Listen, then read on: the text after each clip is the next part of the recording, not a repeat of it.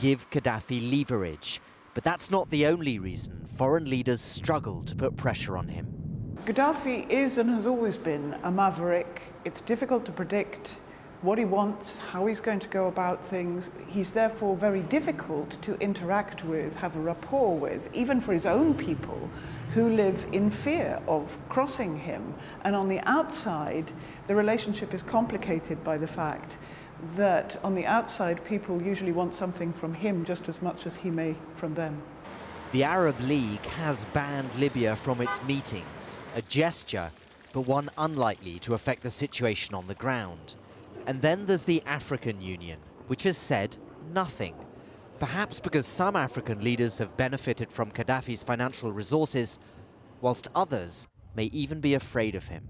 He's also explicitly, we know, funded at least 10 rebellions in Africa, including some extremely nasty people like Charles Taylor in Liberia, Fodu Sanko in Sierra Leone.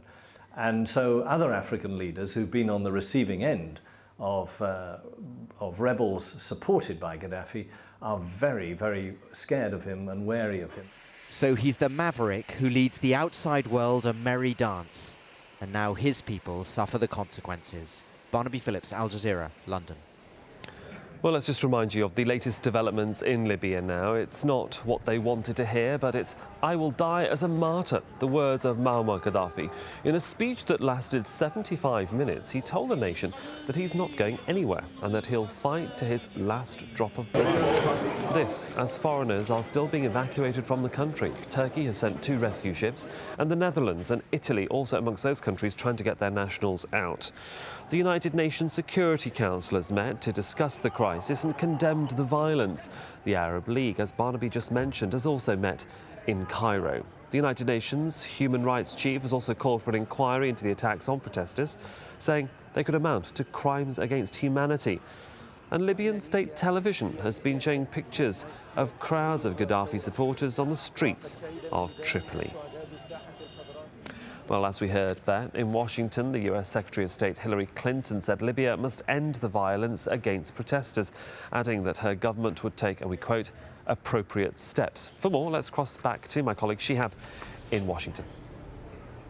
Thanks, Sahel. The Secretary of State said Washington would be watching the situation closely and make decisions based on, quote, our policies, our values and our laws, end quote.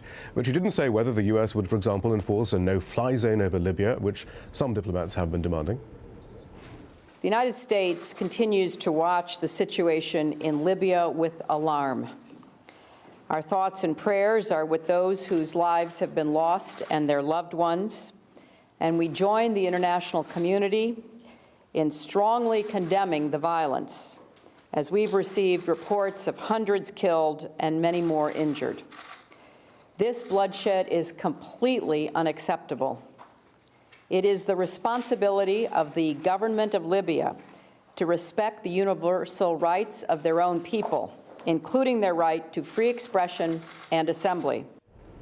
So, some analysis now. We're joined by a former US State Department official himself, Scott Carpenter. He served as Deputy Assistant Secretary of State in the Bureau of Near Eastern Affairs during the presidency of George W. Bush. Do you feel some sympathy with your successors? I feel some sympathy in the sense that this is a very difficult situation which they're trying to manage. But I think as time draws on, the confusion in the statements and the clear problems with some of the policy that they're prescribing is becoming more evident. Can you be more specific? Well, I think the Secretary's statement right now, for instance, is saying that this violence is completely unacceptable. Is very strong language. And when something is completely unacceptable, then you should actually then do something about it. And I think that this is the underlying... Such as what, then? Well, I think we've heard about the need to enforce a no-fly zone. This is something that the United States could say clearly that it would be willing to do. It could say that they're exploring that option and that they are perhaps even moving some military assets in that direction.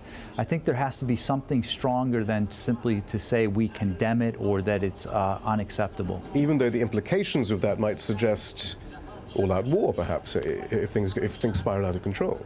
Look, I think the situation is deeply problematic inside Libya. I mean, when ambassadors from Libya are calling it a potential genocide, I think that the United States can't stand by and simply watch, and the international community can't either. Is there any recognition, though, that it's precisely because of the actions of the previous administration, your administration, that makes any liberal intervention now on the part of the United States, especially in this region, nigh on impossible, no matter how virtuous the motivation might be? Well, I think that the international community, as it's looking at this current situation, can go beyond a simple statement, even to get to a presidential statement in the Security Council. I think that there has to be a greater exploration of possible options. That's what I'm saying.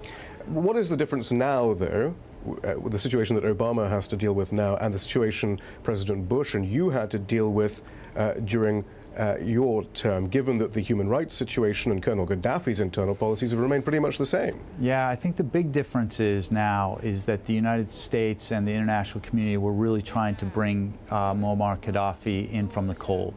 The idea after the toppling of Saddam Hussein that a country would be willing to give up its weapons of mass destruction, stop financing terrorism, to try to take Libya off the table, bring it back into the international community, was something that the policy of the Bush administration was trying to convey to countries like Iran and to North Korea, for instance. Arguably, though, we're at this stage precisely because of the manner in which your administration brought Colonel Gaddafi back into the cold. You said, right, scrap your weapons program, we'll resume normal relations. Not only that, we know your human rights record is appalling. We'll actually use some of that to our advantage in the war on terror. We know that CIA rendition flights flew through Libya. We know there's suspicious deaths in Libyan prisoners of former US al-Qaeda assets. So the Bush administration exploited the Gaddafi regime for so long and helped him stay in power for so long. Of course, now it's only the contagion from Egypt and Tunisia and other places, again, with no US